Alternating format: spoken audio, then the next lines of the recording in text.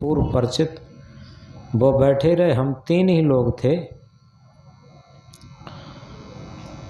तो उन्होंने, अध्यापक ने हमसे कहा, गुरुजी एक बात बताएं। हमने कहा बताओ। कि ये प्रबंधक महोदय विद्यार्थियों पर अनुशासन करते हैं, अच्छी बात है, लेकिन ये स्वयं अपने पिताजी से बात नहीं करते। हमें एकदम ताज्जुब हुआ। हमने कहा कि इनका अनुशासन अच्छा है और विद्यार्थियों के अध्ययन पर अच्छा जोर भी देते हैं, लेकिन स्वयं पिता से दूरी बनाए और वो अध्यापक वैसे अकेले हिम्मत न करते कहने की, लेकिन हमारी वजह से हिम्मत की। तो हमने मैनेजर साहब, उनको, प्रबंधक जी को डांटा। हमने कहा सबसे पहले अप दीपो भव, हम स्वयं अपना दीपक बने, क्योंकि सबसे बड़ी बात यह है, कथनी मीठी खाण है, करनी विष की लोए, कथनी तज करनी करे तो विष से अमृत होए। यथार्थ में कथनी बहुत मीठी लगती और करनी बहुत कठिन लगती, लेकिन ध्यान के क्षेत्र में, भजन के क्षेत्र में, साधना के क्षेत्र में, आध्यात्म के क्षेत्र में कथनी का कोई मूल्य नहीं। कबीर साहब ने कहा, कहनता तो बहुत मिले, गहनता मिला न कोय, सो कहनता बह जान दे, जो न गहनता होए। तमाम वाचक ज्ञानी घूम रहे हैं। कबीर साहब इंकलाब करके कहते, सो कहनता बह जान दे, जो न गहनता होए।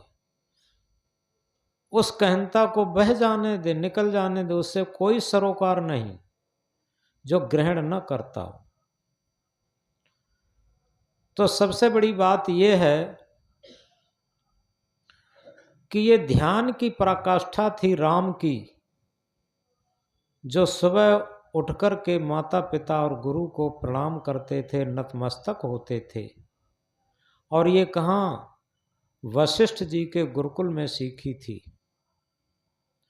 वशिष्ठ जी ने उनको आध्यात्मिक ज्ञान दिया था। वशिष्ठ योग प्रकाश पढ़ के देखें, उनमें राम एक साधारण छात्र की तरीके से हैं और वशिष्ठ उन्हें एक अध्यापक की तरीके से पढ़ाते हैं। तो इस प्रकार कृष्ण सांदीपन के गुरुकुल में पढ़े थे और सारी भौतिक विद्या सांदीपन से सीखी थी, और आध्यात्मिक शिक्षा घोर अंग्रिश उनके आध्यात्मिक गुरु थे, जिन्होंने हर प्रतिकूल परिस्थिति में चैन की बंसी बजाना सिखाया था। उन्होंने बंसुरियाँ नहीं बजाई थी। ये तो केवल बाद में लोगों ने बांसुरी का विकल्प चुना। उन्होंने सारी प्रतिकूल परिस्थितियों में चैन की बंसी बजाना सीखी थी। ये आध्यात्मिक सब्जेक्ट है, और यथार्थ में ये भजन, ध्यान, साधना, भक्ति, ये हमें प्रतिकूलता को सहन करके और अपनी अटूट लगन के लिए साहस देती। जो सच्चा साहस तभी बन पाता जब प्रतिकूलता हमें सहन होने लगती। वो पथ क्या, पथिक सफलता क्या, जिस पथ में बिखरे शूल न हो, उस नाविक की धैर्य परीक्षा क्या, यदि धाराएं प्रतिकूल न हो। यथार्थ में हमें क्षण क्षण प्रतिकूलता सहन करनी पड़ती, और उस प्रतिकूलता में हम क्या करते हैं, भक्ति छोड़ देते, भजन छोड़ देते, साधना छोड़ देते, ध्यान छोड़ देते और इसी में अगर सही पूछा जाए, कोई भी कठिन परिस्थिति हो, कई लोगों ने कहा कि गुरुजी हम आ नहीं पाए, कुछ टेंशन था। तो हमने कहा कि ऐसा है, यहाँ आने में टेंशन कोई बढ़ता नहीं है, यहाँ तो घटता हो रहा है। क्योंकि यहाँ सारी चीज़ें भुलाई जाती। कौन सी? जो चीज़ें हमारे मन के राग की हैं, आसक्त की हैं, राग द्वेष छल कपट की हैं, ये सारी चीज़ें भुलाई जाती। ये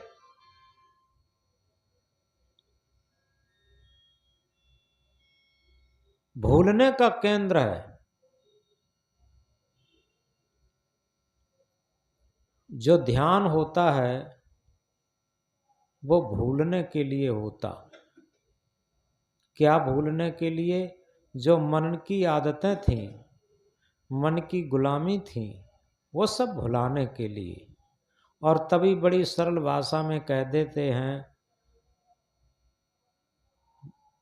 मन को जरा मार लो बस हो गया भजन, आदत गलत सुधार लो बस हो गया भजन। अपनी जो गलत आदतें हैं उन्हें सुधारना ही तो भजन है, उन्हें सुधारना ही तो ध्यान है। और सुधारना क्या है? भूलना है।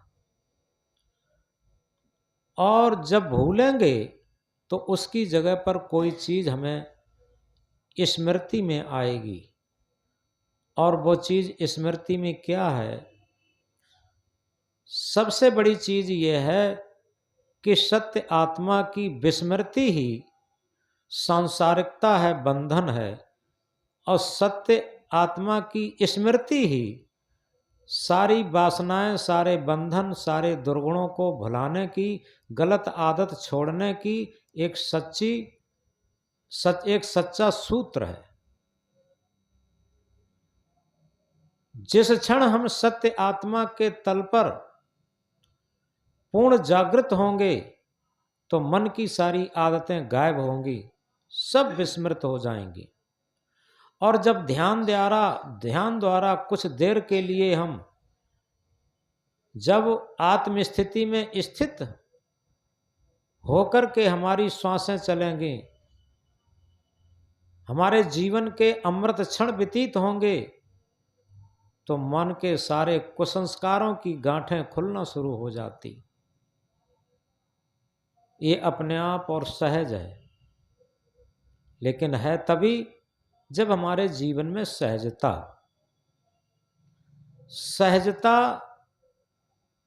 ओरिजिनलिटी है और बनावट डुप्लीकेटपन है।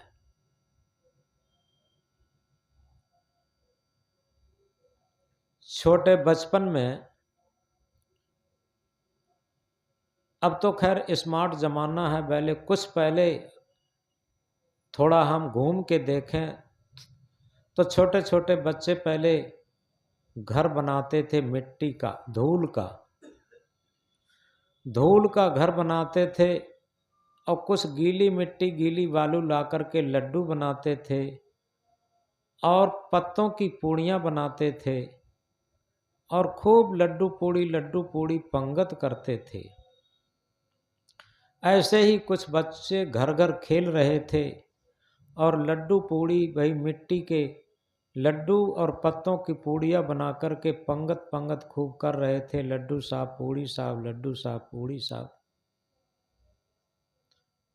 कुछ देर बाद जब उनकी पंगत खत्म हुई, सब घर घर बिगाड़ करके अपनी माँ के पास पहुँचे कि मम्मी भूख लगी है, भोजन दो। मम्मी मुस्कराई और ये कहा कि अभी तो तुम लोग पंगत खेल रहे थे, पंगत कर रहे थे, लड्डू पूड़ी खा रहे थे और अब कहते भूख लगी। तो बच्चे कहते माँ वो तो झूठ माठ था। तब माँ उन्हें सच्चा भोजन देती है, तब वो तृप्त होते। इसी तरीके से जो ये समझ चुके हैं कि झूठे सुख को सुख कहे, मानत है मनमोद, जगत चवेना काल का, कुछ मुख में कुछ गोद।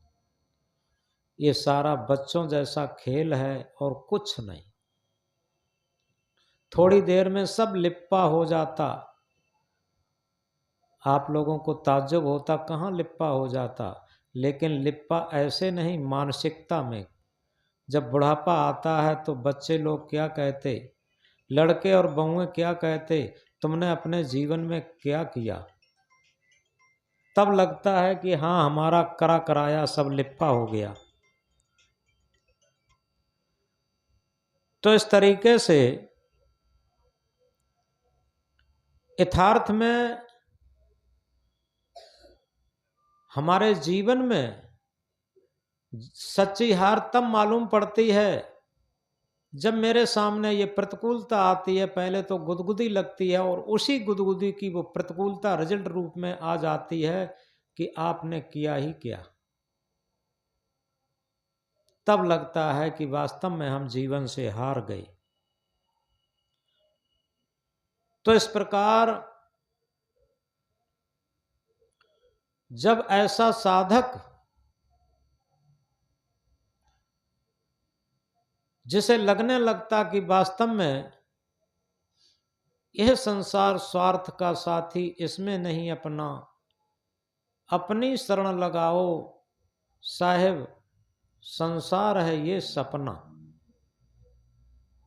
आप जिन महापुरुषों की जीवनियां पढ़ते हैं,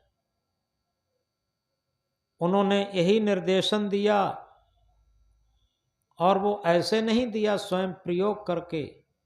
तब हमें लगता है कि वास्तव में ये जीवन हमारा सपने की तरीके से चला गया। अन्यथा आज सब समझ सकते हैं, यहाँ सब वृद्ध लोग ही ज़्यादा बैठे हैं। सबको लगता होगा कि अभी हम लोग कुछ देर पहले बचपन में थे, जवानी में थे, और पता नहीं चला कब बुढ़ापा आ गया। ये सब सपना के समान तो है ही। और तो इस तरीके से ये जब विवेक जगता है तो हमें लोगों के कहने से पहले, लोगों की प्रतिकूलता से पहले, परिवार और समाज की प्रतिकूलता से पहले अगर विवेक जग जाए तो पहले हमें सपना लगने लगता। सिद्धार्थ ने 29 वर्ष की भरी जवानी में एक वृद्ध को और एक शव को, पहले वृद्ध को, जर्जर अवस्था वाले व्यक्ति को देखा था। तभी कहा कि सारथी समझ लो आज ही मैं बूढ़ा हो गया। शरीर से तो वो यंग ब्लड थे, लेकिन मन उनका एक फिलोसफर हो गया था, एक दार्शनिक का हो गया था, एक आध्यात्मिक दार्शनिक बन गए थे। जिसका मन बूढ़ा हो जाए वो दार्शनिक हो जाता। जब बूढ़े हो जाते हैं लेकिन मन कहाँ बुढ़ाता। ज्यों ज्यों काया होए पुरानी, ममता पे त्यों चढ़े जवानी। काया बुढ़ानी हो जाती है और ममता जवान हो जाती है, उल्टा होता। जब सबको देखा था तो सिद्धार्थ ने क्या कहा, सारथी समझ लो आज ही मैं मर गया। वैसे तो शरीर से वो जीवित थे, लेकिन मन उनका उसी क्षण मर गया इस संसार से। उनके मन का पैठ बदल गया। और जब मन का पैठ बदल जाता है, जब अध्यात्म की तरफ आ जाता है, तो निश्चित समझो विवेक जग जाता। और जब तक मन का पैठ नहीं बदलता तब तक हम ग्रंथ रट सकते हैं, शास्त्र रट सकते हैं, लेकिन विवेक नहीं जगेगा। जिसे सदगुरु ने कहा है, मन शायर मनसा लहर बूढ़े बहुत अचेत, कहें कबीर ते वाँचे हैं जाके हृदय विवेक। ये मन ही भवसागर है और इसकी मन की इच्छाएं ही इस मन भवसागर की उत्ताल तरंगे हैं। बूढ़े बहुत अचेत, अचेत लोग सब डूब गए। अब समझ सकते हैं, अ माने नहीं, चेत माने चेत। चेत किसे कहते हैं और अचेत किसे कहते हैं? जो मन की गुलामी में, इंद्रियों की गुलामी में जीवन व्यतीत करते वो सब अचेत हैं, और जो आत्मा के तल पर जीवन व्यतीत करते वो सब चेत हैं। तो कहें कबीर ते वांच हैं जाके हृदय विवेक, डूब सब गए, डूब सब वही गए जो अचेत थे, और वही बच सकते हैं उस भवसागर से जिनके हृदय में विवेक जग गया। जिह्वा पर विवेक नहीं, जिह्वा पर विवेक तो सारा संसार रट रहा है, लेकिन कभी विचार करके देखा हृदय में विवेक प्रस्फुटित हो जाए।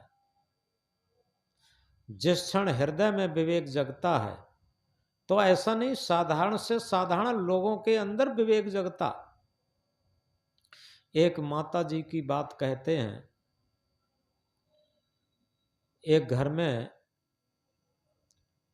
एक सुबह सुबह फकीर भिक्षा मांगने के लिए गया।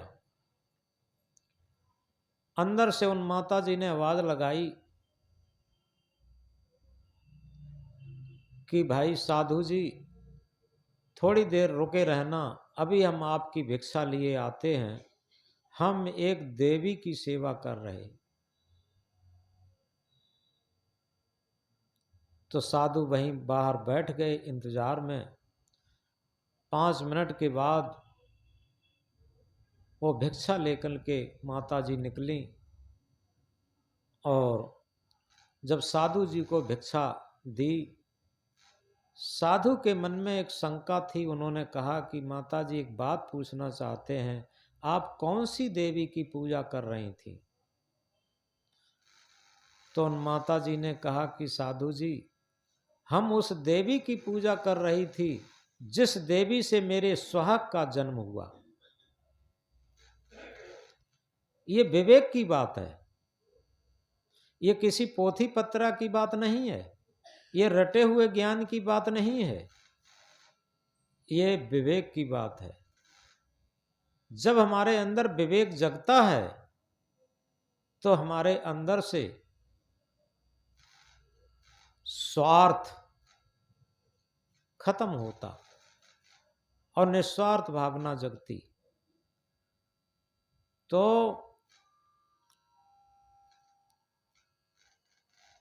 इसी तरीके से ये ध्यान भी यही है। वो माता जी का अगर ध्यान न होता तो सबसे पहली आप लोग समझ गए होंगे कि उस देवी की पूजा कर रही जिस देवी से हमारे सुहाग का जन्म हुआ। वो सासू माँ होती हैं जिससे सुहाग का जन्म होता, पति महाराज का जन्म होता। सासू माँ की सेवा और इस तन्मयता से कर रही थी। तो अगर विवेक न होता तो या तो सेवा न करती, और या सेवा करती होती तो साधु को भी सम्मान के साथ भिक्षा नहीं देती। वो कहती, कहाँ से मरे आकर के, हम तो वैसे भी उलझन में पड़े, ये कह देती। लेकिन ये विवेक की बात थी कि सासू माँ की भी सेवा कर रही थी उधर, वो देवी मान करके, और उधर संत को भी भूखा नहीं लौटाना चाहती थी। ये विवेक की बात है। तो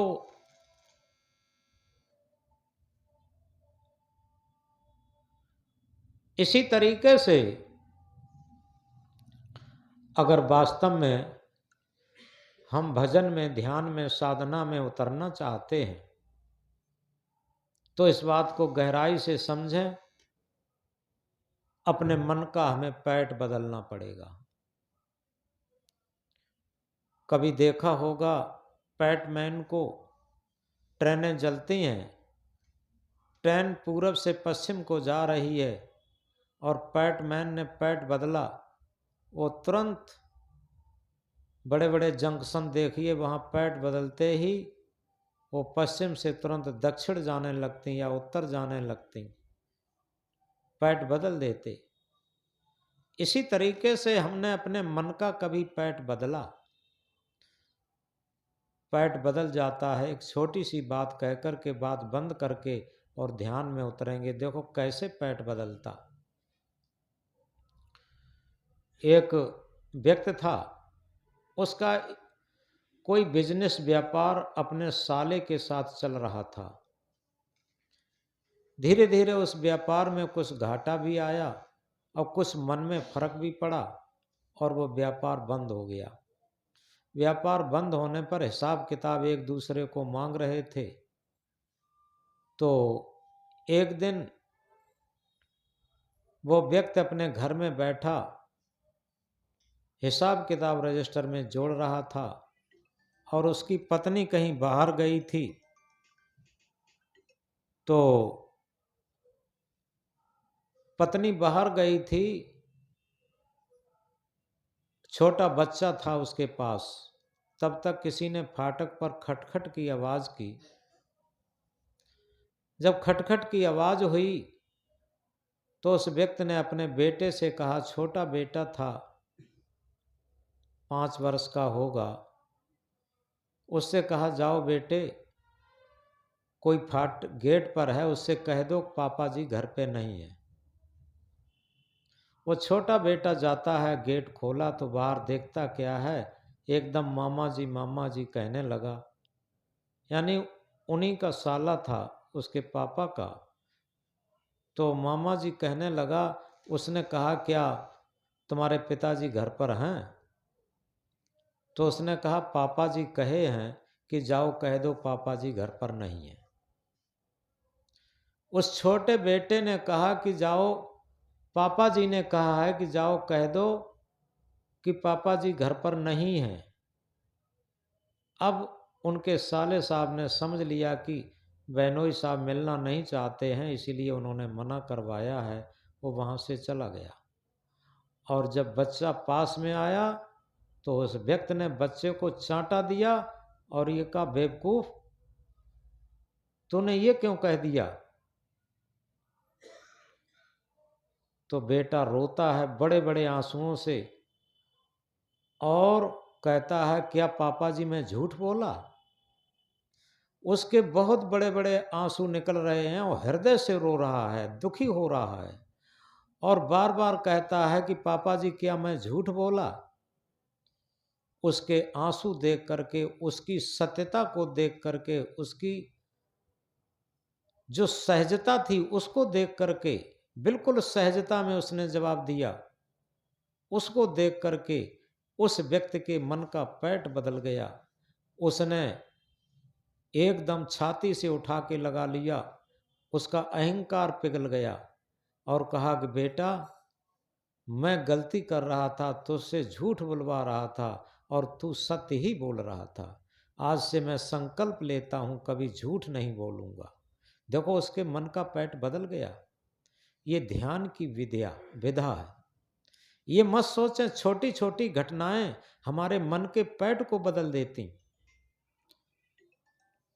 जब तक इस बात को हम सही तरीके से नहीं समझेंगे,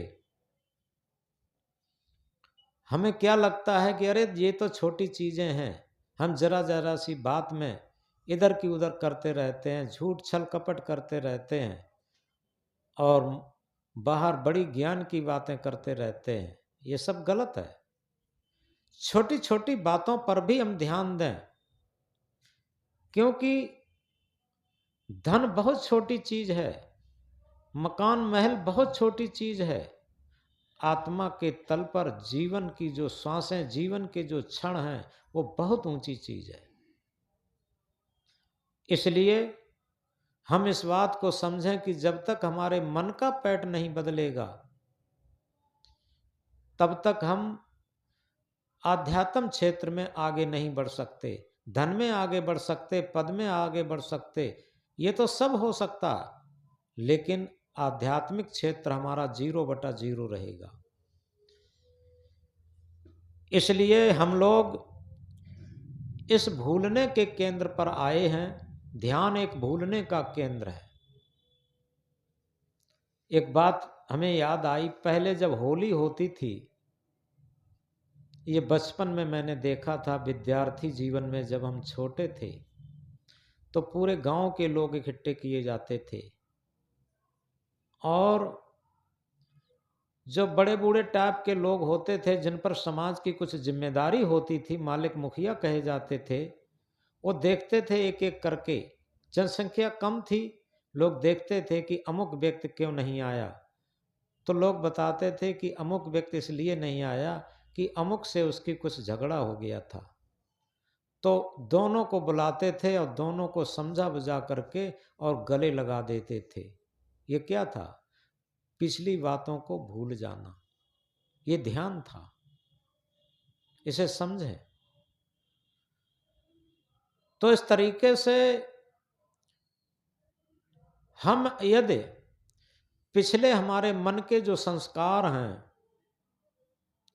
काम के, क्रोध के, लोभ के, मोह के, अहंकार के, राग द्वेष के, छल कपट के, बेईमानी के, ये सारे संस्कार को भुला देना ही आज हमारा मन आत्मा के गले से मिल सकता। ये सच्ची होली होती। होली का मतलब है जो हो लिया सो हो लिया। और इसी तरीके से ये ध्यान भी यही है, जो बीत गया फिर उसका नहीं ठिकाना, ओ मोक्ष मार्गी संभल संभल कर जाना। जो हमारी जीवन की श्वासें बीत चुकी हैं, जो जीवन के क्षण बीत चुके हैं, अब उनका कोई अस्तित्व नहीं रहा, वो तो सब बीत चुके। और इसी तरीके से जो हमारे संस्कार बन चुके हैं, अगर उन्हीं श्वासों की तरीके से, उन्हीं क्षणों की तरीके से उन सारे संस्कारों को भी हम बीत चुका मान करके और एकदम वर्तमान पर जागृत हो जाएं, ये हमारे मन का पैठ बदलना है। वर्तमान में अगर आत्मा के तल पर हमारा मन हो जाए तो ये हमारे जीवन में, हमारे मन में ध्यान घटित हो सकता, साधना घटित हो सकती, आध्यात्मिकता प्रस्फुटित हो सकती, प्रेम प्रस्फुटित हो सकता, धर्म प्रस्फुटित हो सकता। धर्म, भक्ति, प्रेम थोपा नहीं जा सकता, ध्यान थोपा नहीं जा सकता, भजन किया नहीं जा सकता, ये सब अक्रिया में उतरता। ध्यान अक्रिया का साम्राज्य है, क्रिया का नहीं। ध्यान को कोई कर नहीं सकता, ध्यान होता है, ध्यान में हम होते हैं। तो इसलिए अब हम आए, अभ्यास में उतरेंगे। केवल इस मंत्र को हम याद रखेंगे, जो बीत गया फिर उसका नहीं ठिकाना, वो मोक्ष मार्गी संभल संभल कर जाना। हम अपने मन के पैठ को बदल करके और वर्तमान पर जागृत हों। भूत दफनाया हुआ है, भविष्य कल्पना में है और वर्तमान का अस्तित्व है। Act living in the present how ever pleasant know believe. वर्तमान का अस्तित्व, उसमें काम करें। भूत दफनाया हुआ है, भविष्य कल्पना में है। तो इसलिए आए, ध्यान और वर्तमान का बिल्कुल सामंजस्य है। याद रखें, भूत और भविष्य ये मन की कल्पना है और वर्तमान आत्मा का सब्जेक्ट है, आत्मा का अस्तित्व है, आत्मा की स्थिति है। जितना हम जागरूक होंगे उतना ही हम वर्तमान पर होंगे। तो आए, अब अभ्यास में उतरेंगे और आती जाती श्वास के द्वारा हम वर्तमान के अस्तित्व को समझते हुए मन को हम अमन की स्थिति में ले चलेंगे।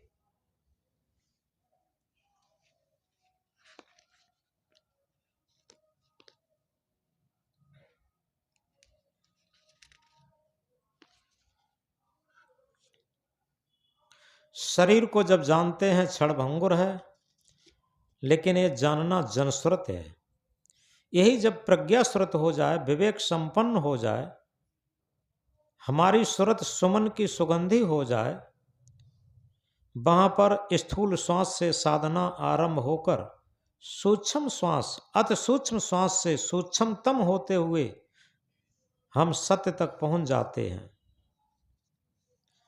जहां सत्य से अभिन्न साक्षात्कार होता, जो इंद्रियातीत, भावातीत, मनातीत होकर के सत्य में स्वस्वरूप में लीन होते हैं। यह स्थिति भूत भविष्य से हटकर वर्तमान पर अवस्थित है। भूत और भविष्य मन अनुसार होता है, वर्तमान मन से परे स्वाभाविक शांति का स्वरूप होता है। आज हम केवल श्वास को देख रहे हैं, जो भूत और भविष्य से हटकर राग और द्वेष की सीमा लांघकर निर्विकारी मन द्वारा उन दिव्य क्षणों में प्रवेश करते हैं, जिनकी परम निर्मलता हमारे अंतःकरण की दिव्यता की सुगंधि से आप्लावित करके निर्मल मन संकल्प शून्यता की तरफ आ जाता है।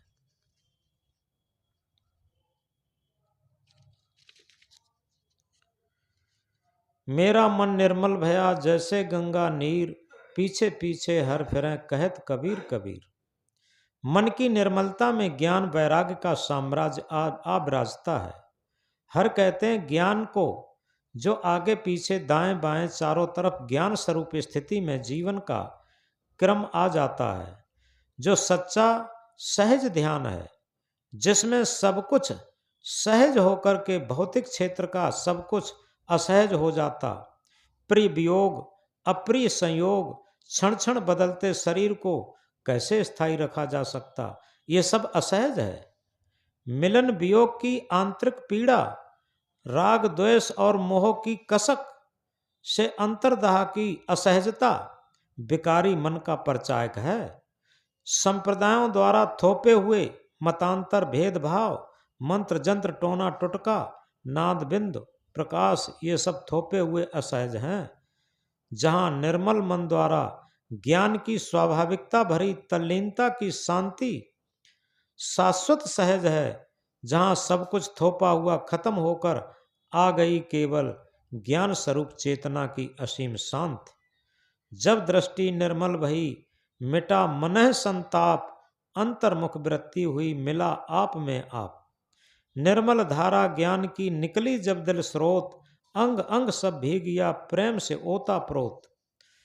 श्वासा का सुमिरन किया दिल में जागा ज्ञान, निर्विकार चितमन हुआ प्रगटा जब सद ज्ञान। धर्म को धारण किया भक्ति भाव परिपूर्ण, राग द्वेष तब ही मिटा अहंकार जब चूर्ण। भजन निरंतर सहज में सभी असहजता जाए, सत्य से प्रीति नित रहे मन चित शून्य बनाए। तो इस तरीके से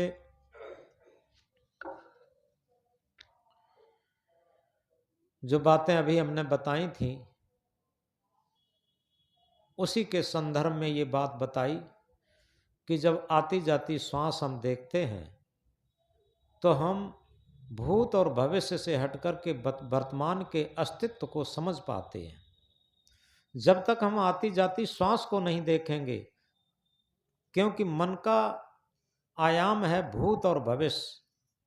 आप अपने जीवन में कभी भी ये प्रैक्टिकल करें, मन की खुराक क्या है, यह तो भूतकाल की यादगिरियों पर रहेगा या भविष्य की कल्पनाओं में रहेगा। मन कभी वर्तमान पर टिकना नहीं चाहता, कभी भी नहीं टिक सकता। ये मन के अस्तित्व से बाहर की चीज है, मन की पकड़ से बाहर की चीज है।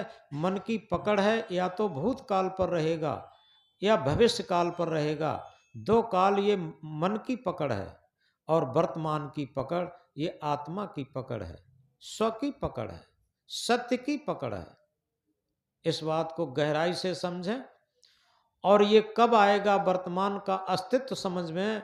जब आती जाती श्वास देखते देखते मन संकल्प शून्य होगा। जिस क्षण मन संकल्प शून्य होगा, उसी क्षण वर्तमान की पूर्ण जागरूकता की स्थिति आ जाएगी। उसी को कह देते हैं सत्य की स्थिति। सत्य की स्थिति और वर्तमान की जागरूकता एक ही बात है। जिस क्षण वर्तमान की पूर्ण जागरूकता आती है, उसी क्षण सत्य की झलक मिलती है। ये अपने आप है और सहज में है। तो इसलिए अब हम लोग अभ्यास में उतरेंगे।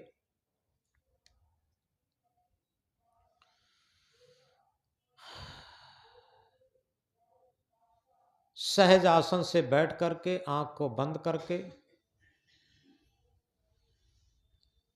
और आती जाती श्वास देखेंगे। पहले गहरी गहरी श्वासें भरेंगे, क्योंकि गहरी गहरी श्वासें भरते ही हमारा मन श्वासों पर आ टिकता है। और जब श्वास को देखते हैं तो निर्मल श्वास पर, पवित्र श्वास पर जब मन टिकता है तो मन भी पवित्र होता। जब श्वास भी पवित्र होती, मन भी पवित्र होता, तो धीरे धीरे क्या होता, श्वास सम हो जाती और श्वास का पता नहीं रहता और धीरे धीरे मन संकल्प शून्य हो जाता। पहले क्या होता है, एक संकल्प के बाद दूसरे संकल्प में अंतर आता। यानी जब श्वास को मन देखता है तो श्वास पर टिका हुआ मन सही तरीके से जागरूकता पूर्वक अगर श्वास को देखता है तो जब तक श्वास पर टिका है तब तक संकल्प नहीं आएगा। और ये श्वास के द्वारा संकल्प विकल्प में जो एक संकल्प के बाद दूसरे विकल्प में जो अंतर आता है, दूरी आती है, वो ध्यान की सच्ची सफलता होती।